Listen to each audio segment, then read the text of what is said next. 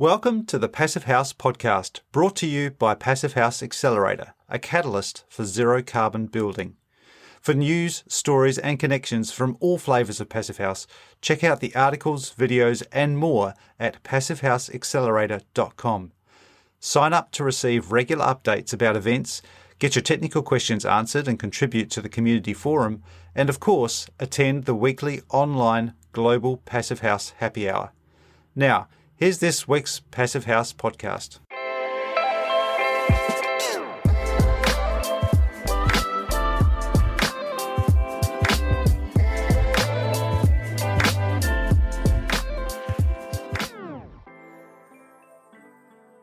Welcome back to another episode of the Passive House podcast. I'm Matthew Cutler-Welsh coming to you from Auckland, and we've got our guests back, but let's shoot over to Zach first. Yeah, I'm Zach, welcome. Thank you. I'm Zach Semke in Seattle, which is cool now after a very hot few days, extremely hot. It's all relative. Well, we should come because you've broken some records there, which we might talk about because it's kind of relevant. Mary, welcome back to the Passive House podcast. Where are you today? I'm actually in Mendocino, which has an amazing cooler climate. Just, you go about 10 miles inland and it's over 100 degrees, and here it's nice and cool. Nice. And it's great to have Ilka on the show. Wasn't expecting to have you because tell us where you are, Ilka. I am in Germany right now. I'm in the way north, right on the North Sea, Germany, and it's very cool. But summertime still, so expecting to what sort of temperatures are you hitting during the day over there? Well, typically in the summer it's a little warmer, but it can get cold. Just how it got cold now. This week is only around 60s and rainy. And you're telling us before that people are pretty freely moving about there and coming sort of back to a semblance of normality. Yeah, just a little bit. A few weeks ago, they still were under lockdown, basically, but the incidence number went down so far that even here in Germany, they were able to relax a lot of the mask mandates outside and just open places back up, which is great. And great for you to just simply being able to travel there from the States as well. So that's something new, international travel. It's exciting stuff. All right, Zach, before we get into this week's great interview, we've got a few people to thank, as always. Yeah, we sure do. So everything we do at the Accelerator comes thanks to support from our sponsors. So a big thank you to our founding sponsors, 475 High Performance Building Supply, Baxtingwe Architects, Mitsubishi Electric Train HVAC US, Partel, Glavel Foam Glass Gravel, Minutair All-in-One HVAC and Dehumidification Units, RDH Building Science, Rockwell North America, StoCorp, and Zola Windows.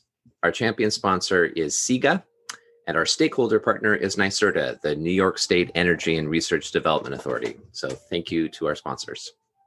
Great, thank you. I imagine some of those people might be quite busy at the moment, the likes of Mitsubishi, and we haven't talked about humidity, but I'm guessing that there'll be some places that are pretty humid as well as being very hot at the moment, which also can make things a little bit unpleasant. We should. I just want to make a note of the fact that as well as just being annoying, the recent temperatures that you've experienced in America there and further up in Vancouver have become dangerous, have become broken some records and pretty significant temperatures. I know it's been pretty bad for you, Zach, and it's been pretty even worse further up north, which is kind of weird. Yeah, it is weird. It has been bad. The Pacific Northwest is not used to this kind of heat by any stretch of the imagination. I've heard the heat wave described as a once in a millennium event. Of course, that's before climate change. All this is going to become much more common. I've also more recently heard that it's a once in every 350-year event. But nobody here has ever experienced anything like this. And we're talking about temperatures at 115 in Portland and 117 in Salem and 117 in British Columbia, which is matches the highest recorded temperature ever in Las Vegas. So you have this rainy Pacific Northwest that is beating or meeting records from the hottest portions of the desert in North America. So it's very weird and disturbing, and our buildings aren't equipped. We don't have AC. We don't have heat. Many people don't have AC or heat pumps in this region, which certainly will change because, as our interviewee talks about, it's becoming a life and safety issue for sure. Yeah. I mean, 115, we're talking 46 degrees Celsius. I mean, that's hot wherever you are, even if you have equipment to handle that. So that's pretty full on. And yeah, you got a question that once in a millennium, once in however many years, that's up until this year. Who knows if next summer we have similar numbers, then those statistics are set to change pretty rapidly, I would think, until we can do something about that. Yeah, definitely. I think I may have said Seattle was 115. Seattle was 108. Portland was 115. I've always, growing up in Adelaide, Australia, where we get 35 up to 40 pretty regularly. I've always said beyond 35 Celsius doesn't really matter. It's just hot. You just stay inside. So you can quibble about a few degrees here and there for the record breakers, but seriously, at that level, it's just so damn hot that it doesn't really matter anymore. All right, but let's get on to better news. Mary, can you give us a bit of a backstory to this interview? Sure. So I heard Grace Park-Bradbury talk on a panel and was really impressed with her. I've been, as some listeners know, covering retrofits for 25 years or more. And Grace is the COO, Chief Operating Officer of Blocpower. And Blocpower is doing some very impressive things in the area of retrofits. It's a Brooklyn-based climate technology startup that is making American cities greener, smarter, and healthier. It was founded in 2014, and the company has retrofitted more than 1,000 buildings in disadvantaged communities in New York City, with projects underway in multiple cities now across the country. One of them being Oakland, which is where Grace is based. And she, before joining Blocpower about a year ago, she served in leadership roles at Mosaic, Sunrun, Connect, and Oracle. So she has quite the background that she's bringing about how to get lower income communities to have the same retrofit advantages as middle class communities. And there are, as anybody who's ever worked in low income weatherization efforts or covered them knows, often these houses have so many problems that trying to get them to a point where you can even install a heat pump is a challenge. So I'm just really impressed with what Blocpower is doing. And looking forward. Hope you all enjoy the interview as much as I did.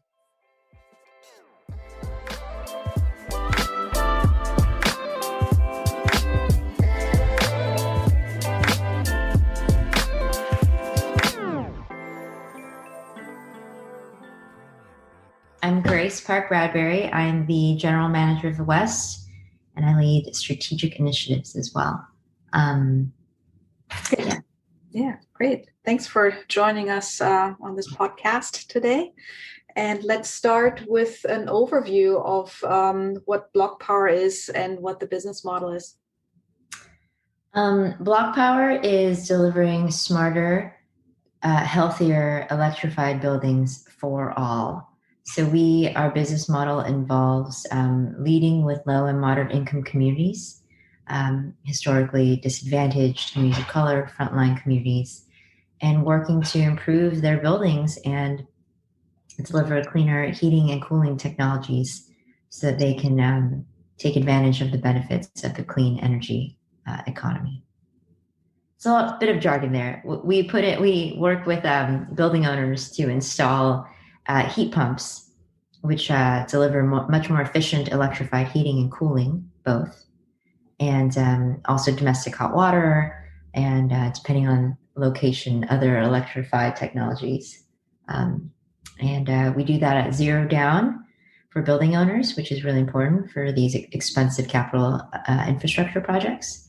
And folks are largely able to pay us out of the savings that we generate through greater efficiencies.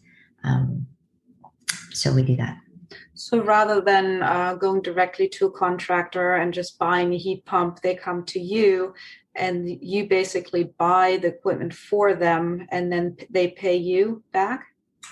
So yes. The contractor relationship is fine if you have like a smaller project, right? Once you start getting to a bigger project and you don't have the cash on you, you have to put it on some sort of financing mechanism. For many folks, they have a fund or have a credit card, or they have options. When you're talking about low and moderate income communities, though, where that type of money is not, they're not just that's not available, or they don't have access to lines of credit. Even if they own their home, it might be in a situation where they can't. Our financing is really critical for enabling these types of projects. And then for multifamily and small commercial buildings, these projects can be fairly sizable. So most folks are not sitting on that amount of money. I'd say for single family residents, it can be probably as low as like 10 to as high as, well, there's quite a bit of range because there's the heat pump itself, which is relatively the same price. But if you have a lot of other efficiency upgrades that need to happen as part of your project, such as adding insulation and updating your electrical panel or electrical wiring to accommodate this, that can be expensive. And especially for the communities we address, when you have lots of deferred maintenance, generations of disinvestment in your local infrastructure, we do lead paint removal, we do asbestos and mold. But just like you can't put solar on a roof with holes, you can't put this technology in a home that's full of poisonous things or nothing. And so we have to do that weatherization in advance of this effort. And then you work with the homeowner directly to figure out a reasonable plan for them?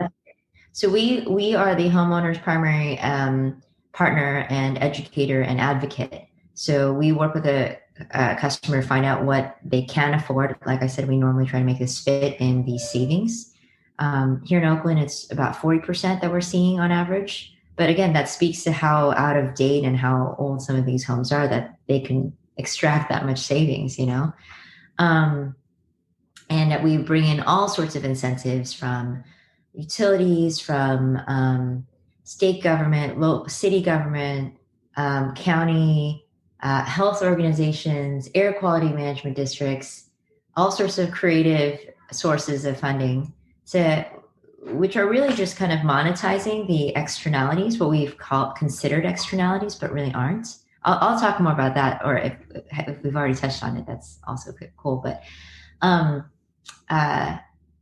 we bring all of those to bear so that people can afford these projects, paying out of their energy savings as much as possible. So Blocpower essentially stitches together different financing sources in order to cover not just the electrification of a dwelling unit, but also some of the necessary remediation measures. That's how it works. That's right. We can't just deliver the appliance, the technology, because we're essentially solving for heating and cooling as a service. And that's because, like, I don't know, when you go out and buy a toothbrush. Like that's, you're familiar with it. It's simple. It's low risk. You know everything there is to know about it, and maybe you'll go do some research, but it's pretty minimal. When you're going to buy a heat pump or electrification as a concept, it takes a fair amount of expertise. You know, it shows that. So residential solar, people get solar all the time now, right? It's about as easy a construction project as you can have. It's one of the easier ones because you're really just slapping something on top of your roof. But it still requires a significant consultative experience with the solar company, because there's still a lot that customer has to understand, right? That you will still have a utility bill. That this is what maintenance looks like. These are your options for financing. It's a conversation. It's an education piece. So this is similarly a multifaceted, multi-intervention filled effort. And so it requires quite a bit of education and conversation as well. So what does this kind of education look like for the homeowner, and then also probably for the contractors, right? Or do you partner with specific contractors that you then hire again and again? Let me address the contractors first, and then I'll go to the homeowners. This is something that the HVAC industry, which pre-exists, right? We have a natural cycle of installation and retirement for our heating and cooling systems, right? The industry as a whole is learning to shift to this new technology, but it requires more different skills than they have as a whole. Some of this is because a lot of the innovations in this heat pump technology, and heating and cooling of the home is like 50% almost. I think that's from the source for that is REN 21. They had a great a fact that showed that half of household energy consumption is heating and cooling. So there's a natural recurring replacement rate for heating and cooling. And in fact, as temperatures get more extreme, we're going to see a lot more AC get installed into homes as well, which is, sitting from my vantage point, very frustrating because they should all be heat pumps. But there's a pre-existing industry of folks that go install, fix, and replace HVAC. And so we have to have that industry shift to a technology that they are not as comfortable with and is currently more expensive. We think that will go down as more folks adopt it. Certainly for new construction, it's already the cheaper option because building infrastructure for gas and electric is more expensive than putting an infrastructure for just electric.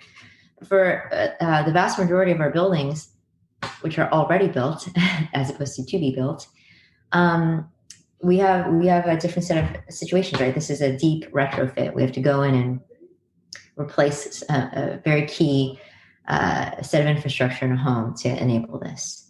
So getting the contracting industry, getting the HVAC industry shifted over is not our job alone to do. I would never presume that that's the case, but between a combination of regulations, between air quality mandates that folks have to abide by, NOx compliance.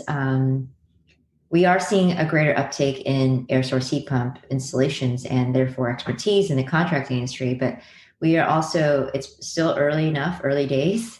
So we are doing a lot of leaning into the ones that have proven to work for us. And we do a lot of vetting up front, and we do a lot of management throughout to make sure that what we get is what we're looking for, which is an electrified heating and cooling source. Is that helpful for the contractor side? Yeah, definitely. Do you, I guess my question was to that, like once you have a relationship with a contractor, is there some kind of maybe even contract of partnership between you and them? Or it depends on the maturity of the market. We definitely just need to continue to invest in and help our local contractors expand and grow. Here in Oakland, for example, we have a great contractor who we are connected through our developer. And Dahlia Moody from Conservation Options is a Black female contractor. And she has done this tremendous job of really taking some of the graduates of the workforce training program that Revalue has worked with Cypress Mandela to host and deliver. And she is providing the infrastructure to get folks real on-the-job training in their neighbors' homes in West Oakland. So I'd say there's the technology adoption, there's the workforce training and adoption, there are the regulatory and financial incentives to head towards air source heat pumps, and increasingly, hopefully more and more, folks are really considering air quality as a function of their decision making, health as a. We've just heard this loud and clear from so many of the building owners in West Oakland. I don't know how familiar you are with the geography there in West Oakland, but it's surrounded on 4 sides by highways, and then it's right next to the Port of Oakland, one of the busiest ports in America. So there's a lot of truck, diesel, particulate pollution, which is very bad for short and long-term health outcomes. And so people in West Oakland, I know, think a lot more about health than maybe the general average, but here in California, across the West, as we have seasonal wildfires now, we all think about air quality a lot more. And I think the population will increasingly be looking for solutions that are to our air quality issues. Circulating clean air is helpful, and not burning actual fossil fuels inside your building is also very helpful. So actually, one of the bigger needle movers is the stove. So I'd love to incorporate, in Oakland, we are doing many induction stoves, but I would like to make that more and more part of our core health offering as well. You started with Blocpower about a year ago, is that correct? Yeah, next month will be a year, yeah. And was that when Blocpower expanded into California, or had they already done that? And why was it that you decided to join Blocpower? No, their engagement here preceded me. We were involved with the Elemental Accelerator, which is based in Hawaii and Oakland. And so Elemental was helping Blocpower expand for the first real major market outside of New York. Since then, we've expanded we have projects kind of in a number of states, as well as some utility contracts in the Mid-Atlantic region as well. So we are expanding quickly, but it's always helpful to have an N of 2 over 1, and in a very mission aligned and important market, because California has obviously a lot of thought leadership and regulatory influence given our particular air quality issues in the LA basin and beyond. So I was the second Oakland-based employee though, and but my experience kind of in California energy markets, and I was in demand response before. I've just been in the Bay for the last 16 years, so it made a lot of sense. Why I joined? Well, I've been in climate tech for 15 years, and I just feel that for my waking hours, which are so consumed by work, I don't have a lot of extra energy after that to then meaningfully volunteer. So from a time economy perspective, I just needed what I do during my waking hours to be what I find meaning and find cause in. So I've been very mission oriented in my career. There are some drawbacks, I suppose, to that, but there's a lot of clarity in terms of an alignment with my personal goals. So that's helpful. And Blocpower was the first company that I really encountered that was combining justice and climate. I won't go so far to say that we're the only, but we are one of the very few that really make this the centerpiece of our business, the core of our business. And I was extremely compelled by that. Justice, you got to just turn it into action is a piece of it. And I feel very grateful for this past year. It's been hard, lots of very hard things. We probably do too many things. It's hard. But I do feel very grateful that I get to do the hard work of figuring out how to be a conscious, just, I'm not there yet, but I get to do that work on the job, and I get to have my job be really meaningful. And when I was visiting some sites a few weeks back, meeting with the building owner, hearing from him directly how much this air quality piece was significant to him, how meeting with the workforce trainees, I have a great story about one of the, he graduated from UC Berkeley in like the 70s or early 80s. And afterwards, Dahlia sent me a note that most of these trainees have been under or unemployed for a long time. And as a parent, I think, oh, if I send my kid to UC Berkeley, I would probably not worry about them economically, right? Is the thinking.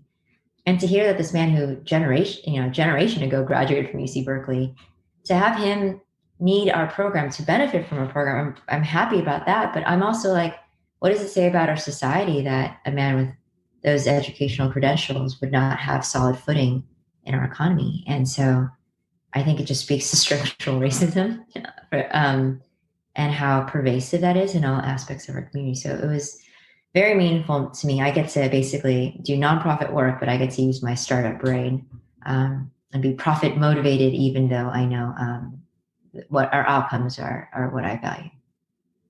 I think Blocpower is fairly unique, as you mentioned, in being able to pull together the financing required to enact their programs that they're enacting.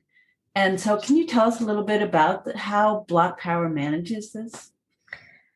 Donnell,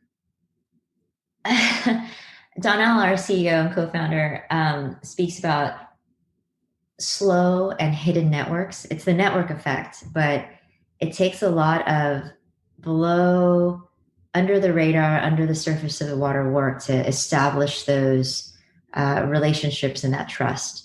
That type of mode of operating very much exists in the communities we work in, because when you're speaking to building owners, homeowners in communities that have undergone historic racism, redlining, structural disinvestment, trust is at a premium, right? And coming in with a developer that we trust so much, like Revalue in Oakland, has been huge. And then also huge is actually delivering, being able to deliver and finish projects. That's huge too. And each of these completed projects then seeds the trust in the community further. And we then get nice intros to other folks who can then also further seed the conversations in the projects. I'd say financing works pretty similarly, except you're talking to banks. I think we worked for years to prove our business model and to show our mettle. And then the culmination of that, or not culmination, actually, a huge milestone in that has been our work with Goldman Sachs. They've given us $55 million to work on buildings in New York and that area. Coming from that kind of imprimatur has been very helpful for us in terms of securing other pieces of official and unofficial financing. And I think Colin, our CFO, and Donnell, our CEO, really lead this creative, how do we get different sources of capital in play? How do we get non-traditional sources of capital in play? How do we monetize what we consider externalities? And this goes to the health piece again, so that all of this is in service of bringing down costs so that this is yet more affordable. I'd love to save people 20% doing this. Right now, we're trying to peg it at neutral to their bill, which is pretty key from how much money do I have this month? Where does it go? It better be the same as last month after this project. So we have innovative, I'm really proud of the team. Like we have a crowdfunding campaign that we closed early because we fully subscribed $1 million from everyday people, unaccredited investors, right? $50 was the minimum, I think. We are hoping to launch the next phase of that as well for a further $4 million. We're working towards that. And I don't know what SEC, I didn't get any SEC training on this one, but I know you have to be careful about the future.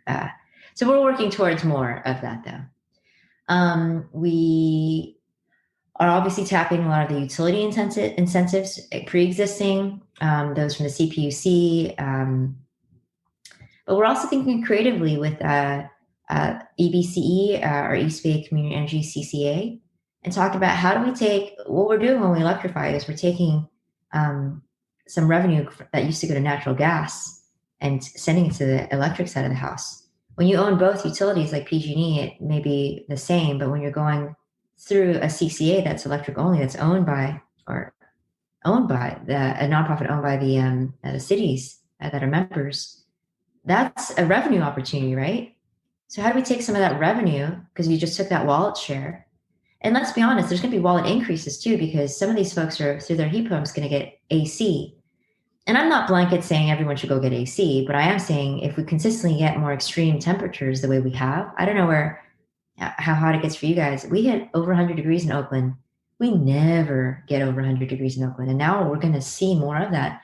It becomes a life safety issue, right? People die from heat, right? So, sorry, I went a little further afield there. We want that wallet share money. We want that revenue to be plowed back into projects again. We want health outcomes. This one's a little future speak because we're not there yet, but this is part of Donnell's grand vision here. If we ask a hospital or health chain, what is the value of an avoided emergency room visit from an asthma attack? Obviously for the child and the family, not having asthma attacks is the primary goal. From the hospital's perspective, an undercompensated emergency room visit is tens of thousands of dollars, I'm sure. What is the worth one? What's the value of one, right? Well, you should spend $2,000 into our program to give a free stove to a house we're already electrifying, their heating and cooling. And then the hospital chain wins, the family wins, the project wins, and now future projects win as well. That's creative. We haven't inked that one yet, but that's just an example of like the creativity that Donnell is bringing to this, like the thinking that he's putting on this. We are not limited by existing sources of capital. We're working with corporations who want to invest in local communities where their workforce and their customers are, with environmental justice green bonds. What else? Can you say what is an environmental justice green bond?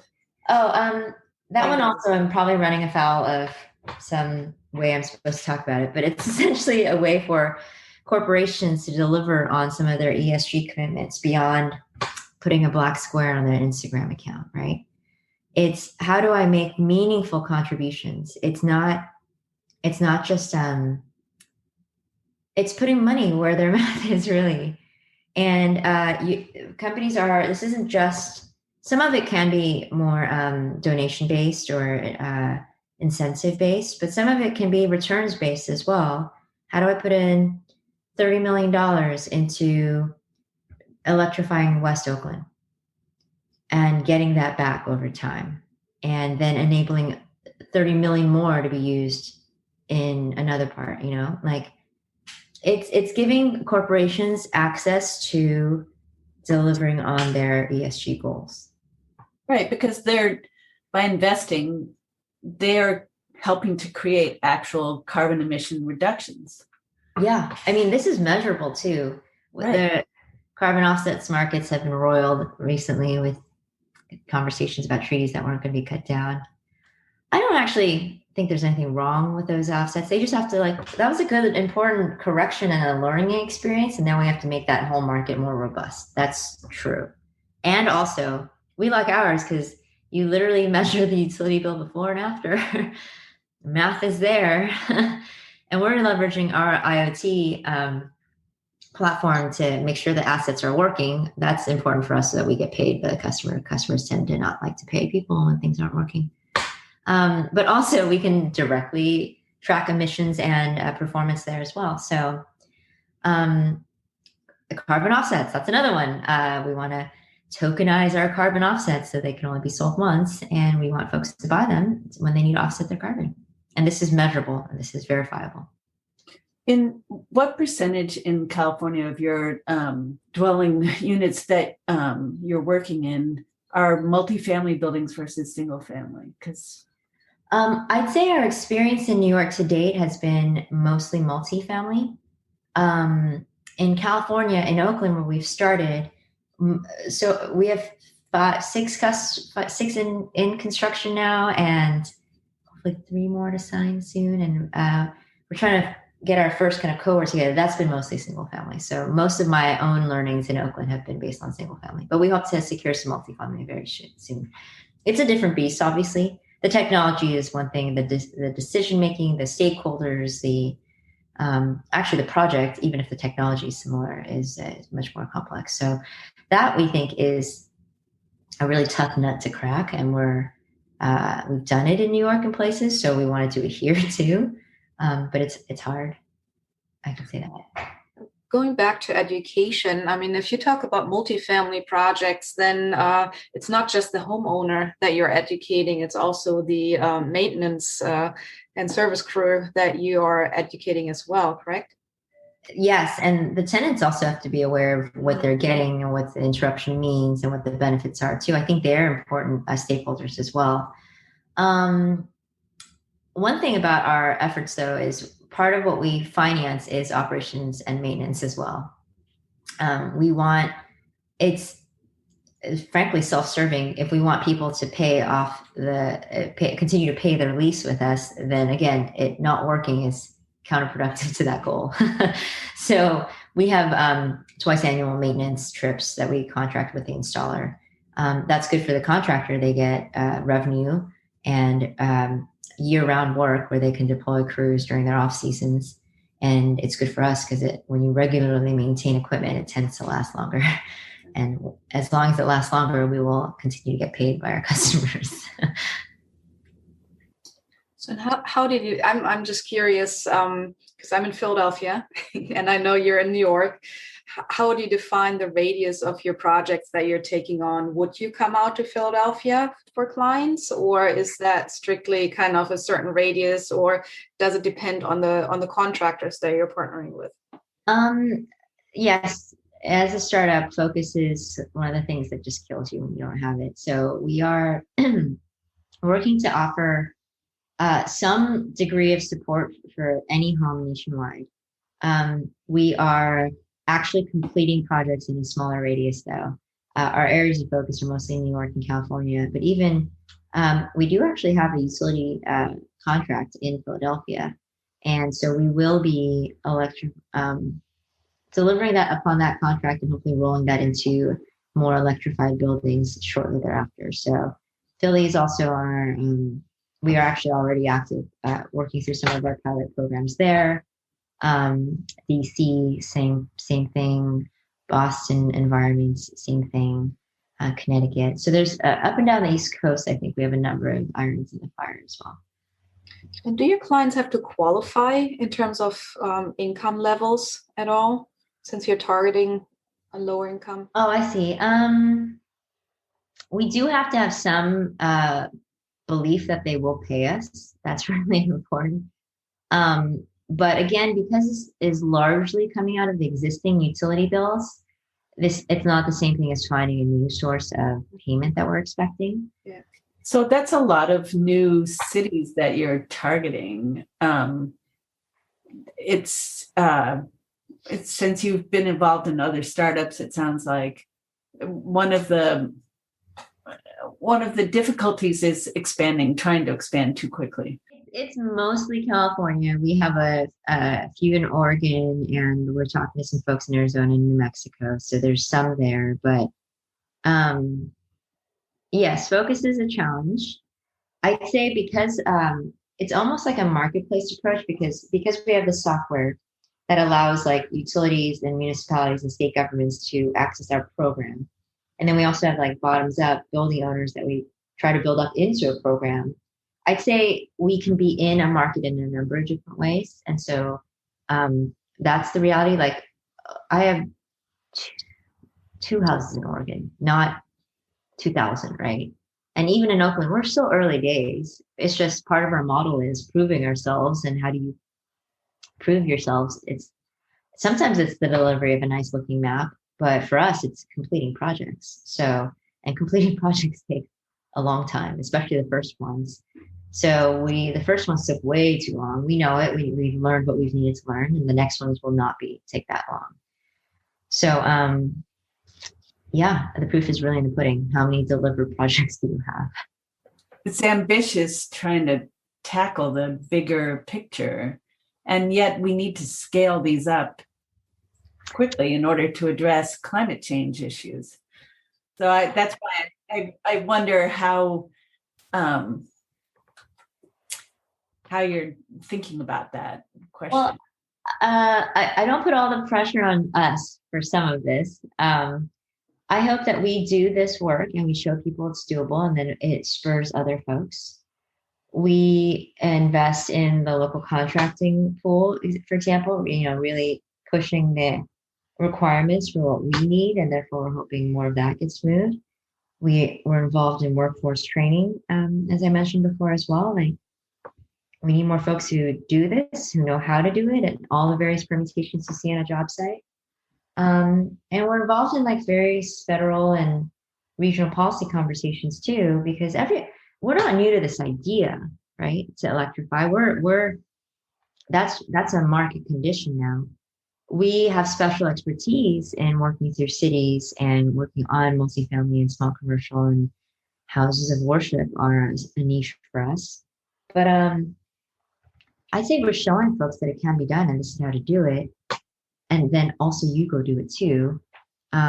We love to be the financing platform for anyone who wants to do this, for sure, because we recognize that financing, just like residential solar, took off because of financing, right? It was because it was zero down, not because people were like, oh yes, I'd like to spend $60,000 to $90,000 of cash on something, right? Before then, that's why it was a niche market, and then it became a real market once you could say zero down. So we think the financing will be a huge piece of this as well, where zero down for the building owner, for the homeowner, largely paid out of their savings. If you're middle class, I'm not going to lie, we're going to try to put the replacement cost of the new furnace on this, because you would have had to have paid for that anyway. So we'll help you with financing anyway, but it's not as sweet a deal maybe for some of those folks. We want everyone to do this so we can show.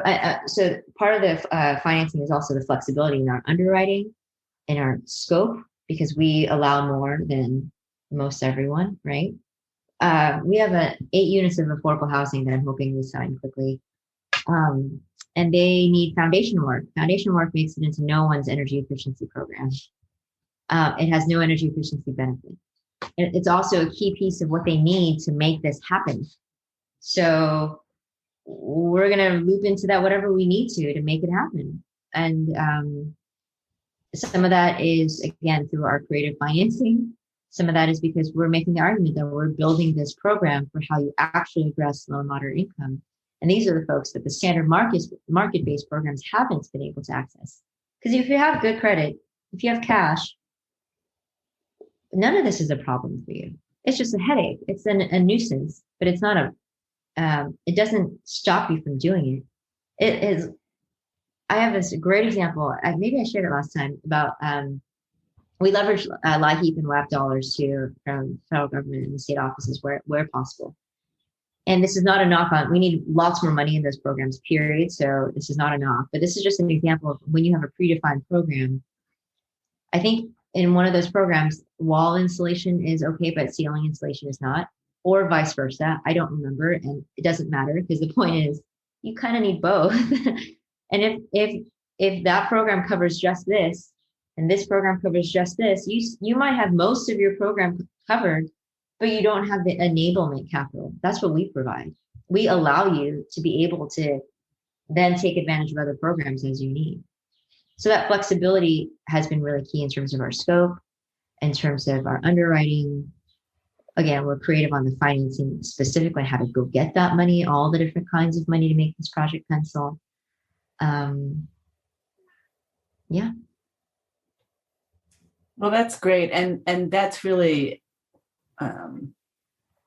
from an outside perspective, it seems to be what Blocpower is really bringing as a new solution. As you say, how do you, solar took off once there was financing that made it affordable for people. And except the way it did it, right? I think solar's like, this is coming from in-house, so this is like meant to be like constructive thinking here. But what solar didn't invest enough in is like how, when you have a 670 credit score cutoff, what does that mean? It means that this becomes a premium product. It means that the economic value of it so far, and I'm sorry to interrupt you, James just said say this, but it means it's become it's a premium product. The benefits so far have accrued to the upper middle class. And I know we're now and there's more efforts. Community solar is hopefully going to be huge.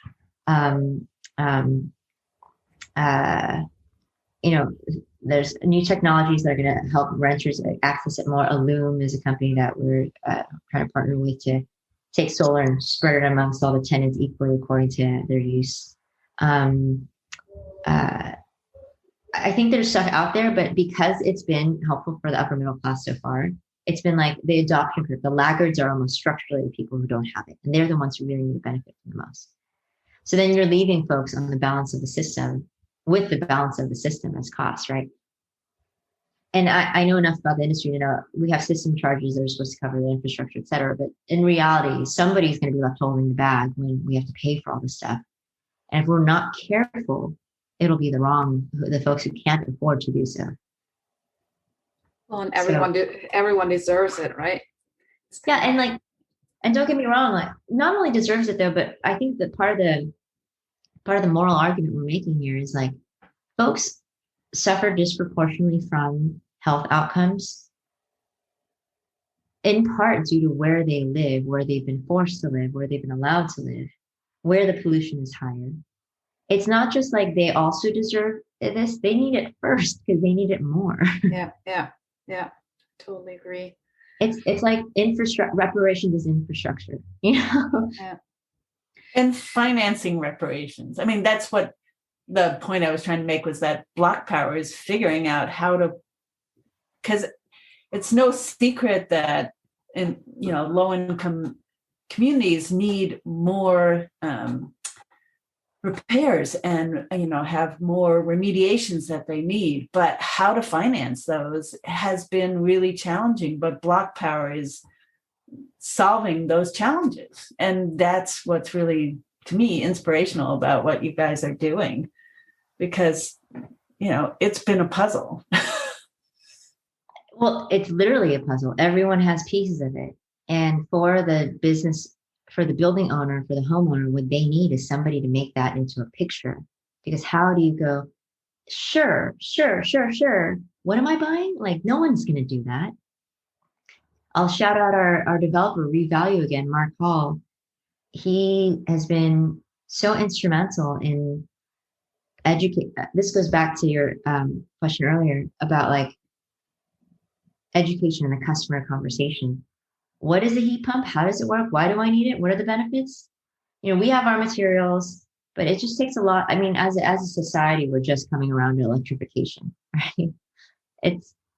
And for some of the folks we're talking to, like, there's so many other demands upon, actually, for everyone we're talking to, there are so many other demands upon your time, like learning out this whole new thing. This isn't a toothbrush. This is a heating and cooling and new energy source system. Like, oh, can you imagine? Like, it's like my 15 years in this industry distilled into a 2-pager. It's hard.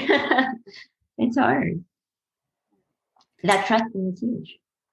Yeah, I think that's something that I wanted to come back to. You said earlier, just getting trust is important, and how do you do that?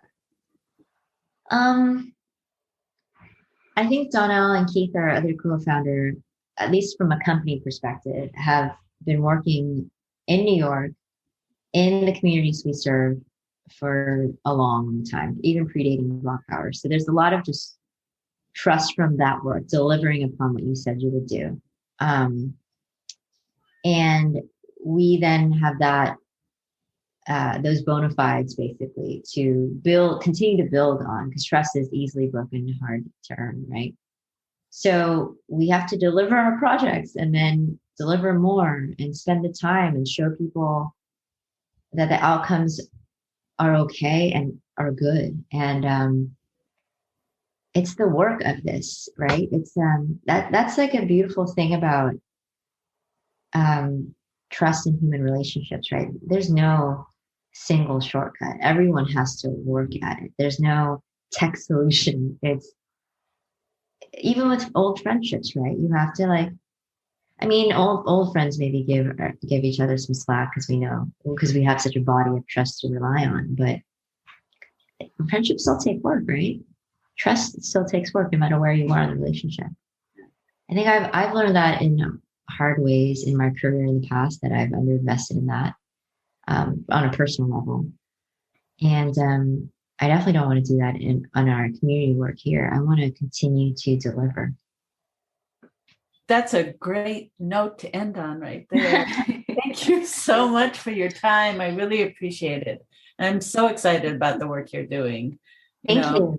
I've been covering retrofits for 25 years, and it just feels like a lot of frustration in getting people to pay attention to what's needed, and then figuring out, once they understand what's really integral to making their homes perform better and be healthier, how do you pay for that? And I just love that Blocpower is tackling both, all sides of that issue. It's great. My favorite Ben Horowitz analogy is it takes a lot of lead bullets. There's no silver one. I wished we had a silver bullet, but it's not. There's none. It's hard. It's really hard. But I think we now have like the critical mass of conviction from a population perspective. We definitely need a few federal money things to burst in our direction, right? Because conviction alone won't get us there. Money will. Right. So very true. Yeah. But both together is really powerful. And I think that's where we are. That's where I hope we are. I don't know. We have to stay optimistic. Otherwise, we just go into, I don't know, how else can we operate, right? Right. No, we have to. Thank you so much for all your work you're doing. And thanks for talking to us. Thank you for the conversation. I appreciate your time. Thank you. And the venue. Thank you.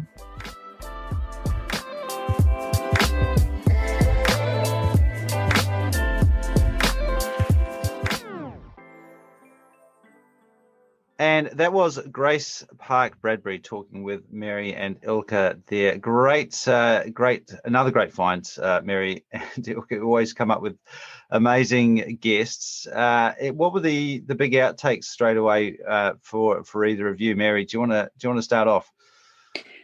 Well, first of all, I just do want to acknowledge that there isn't much to do with Passive House in this interview, but I got pulled into Passive House because I've been covering retrofits for a long time, and retrofits are still at the heart of what I think Passive House. A lot of people think new construction when they think Passive House, and I don't. I think Passive House is such an effective design approach to dealing with retrofits, and I really like that she talked about, even though some of the measures that they install are, more singly focused, but they do talk about dealing with whole house retrofits and whole house measures. And clearly Blocpower comes from an understanding of the importance of addressing airtightness and, a lot of the same principles that Passive House covers. So I love that part about it. Yeah. At one point there, she talked about there being no point in doing part of the insulation. If you get some funding for the ceiling and not for the walls, it kind of doesn't make sense. So that obviously that speaks to that understanding of the whole envelope and doing the whole system. But I think broader than that, to your point, it's all about equity, and Passive House can be a real vehicle for providing equity, which is what this is. I really like the point there that she made about it's often the people that can't afford it that need stuff like this the most, that are suffering the most. For some people, for those that can afford the middle class and upper class, it might be an inconvenience, but for those that are at the lower end of the financial scale, it's a real need, and they're the ones that struggle to put these things together more than others. Ilka, what was some of the what did you take out of the interview? Yeah, I just kind of wanted to add that those houses are also they need it the most, right? It's not just replacing a heat pump, or it's not just kind of fixing the roof. It's really looking at this from a very holistic point, and starting just kind of a whole project to make this better. And I think what struck me is that she talks about trust a lot, that they support the homeowners in making the right decisions, and that they like the homeowners to trust them in guiding them along and educating as well. The homeowners on how to deal with the new equipment, but also even the contractors that they hire to make these upgrades, they educate them as well along the way, so that they can just implement all this new knowledge further and further. Yeah. Speaking of education, I want to just point people to the website Blocpower. That's BLOC power.io. And they do have some great resources on there, including some descriptions of what a heat pump is, which often us in the industry, we kind of assume that everyone understands things like heat pumps and other technology. It's worth pointing people to that, or going and have a look at that, and just realizing what we're talking about there as it might be called a mini split or a reverse cycle air conditioner, something that can provide heat very efficiently in the wintertime, but also can cool buildings down. And as we said at the outset, you guys are experiencing record-breaking high temperatures at the moment, and that's becoming just as much an issue in summer to provide cooling as it is to provide efficient heating in winter. That's probably something that you can attest to at the moment, Zach. I loved this interview, and I've been following Blocpower for a little while, and they're so exciting. And there are so many parallels with Passive House. She mentioned 40% reductions in energy use for after these retrofits. So we're talking, this is not little incremental changes. This is transformational in terms of energy performance, but also the focus on health. And that the anecdote about breathing easy even when you have asthma, and the creative thinking that they're doing around reduction in hospital visits, all of that totally resonates with people, with us in the Passive House world. So while they may not be targeting exactly the same targets and performance as we would in Passive House, not only is there kind of whole envelope approach and understanding of the importance of electrification, getting rid of fossil fuels, very resonant with what we do, but also the benefits are really resonant with the benefits that I know all committed to. Yeah. Very cool. So much in there. I really like that anecdote, or the analogy that Grace gave of the pieces of the puzzle, and what Blocpower do is try and create a picture from that and pull the pieces together, because often it's a matter of finding little bits of funding that are available from different places and pulling those together and putting them extracting the savings from the eventual benefit of the install, but also the technical pieces of the puzzle as well, and figuring out what products are going to work and how it all works as a system. And I really like that analogy, that's where, again, Passive House people can help by putting all those pieces of the puzzle together to create a picture that makes sense for people. So that's where the work is for people like Grace and a lot of people that are involved and within our community as well. Mary, Ilka, any final comments from either of you? The financing picture is so fascinating to me, because this is the hard nut to crack. How can a business make this profitable to retrofit low-income households? And they're really cracking this. And fortunately, there are, they've attracted investments from like Goldman Sachs. They raised, I forget how many millions of dollars, but a lot. And it's just, I love that finally there are companies that are trying to figure out how to make mass retrofits, more affordable so that we can do more and more of them, because that's a huge need that we have worldwide, in our country and worldwide. So I love that. I love to see this kind of business succeeding. Yeah, I mean, I'm just really, really impressed by all of this too. And I just want to just point out that she does not sugarcoat it though either. She keeps saying it's hard.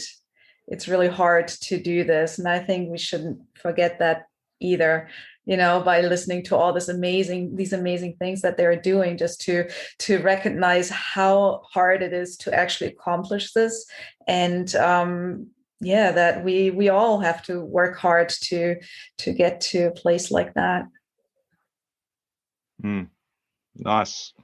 Good spot to finish on. Thank you for bringing us that interview and for continuing to find great, particularly women, as you do. You find amazing women out there who are doing some amazing things in the industry. So thank you, Ilka and Mary. Always a pleasure to have you on the podcast, and we look forward to having you back in at home again sometime soon, Ilka. Yeah. But take care over there in Germany. Zach, what have we got coming up? We got lots going on. At the Accelerator on Tuesday, July 6th or Wednesday, July 7th, your time, Matthew, for Construction Tech, we'll be visited by Josie Constantini of Schiltes Construction. You may recognize Josie's name as she was a panelist on the She Who Constructs Summit that Mary organized a few months ago. Josie will be joining us to present about the technique, and the technology of passive house window installation details. So we're really looking forward to that. Then on Wednesday, July 7th, Thursday, July 8th, your time, down under, for the Global Passive House Happy Hour, we will be joined by Satpal Kaur, who will be presenting the hidden story of building injustice, and how that plays out in the high performance building space, and ideas for remedying that. So I'm really looking forward to that presentation.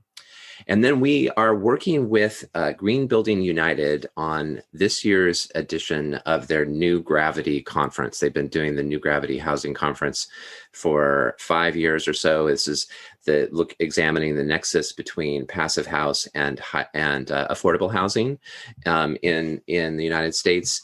And so we're really excited to be partnering with them to present 2021 New Gravity Accelerated Edition. So this will be on July 21st and July 22nd. And we'll have lots of really exciting presentations on projects on the East Coast, as well as one in Seattle that I know well, and will feature a keynote by Dr. Kwesi Daniels, who's the head of architecture at Tuskegee University. We will share all that information, as well as upcoming classes and exciting events from passive house institutions around the world in show notes. Awesome. As always, so much going on. Thank you, Zach. Thanks again, Mary and Ilka, and thank you all for listening. We will be back again next week with another great interview on the Passive House podcast.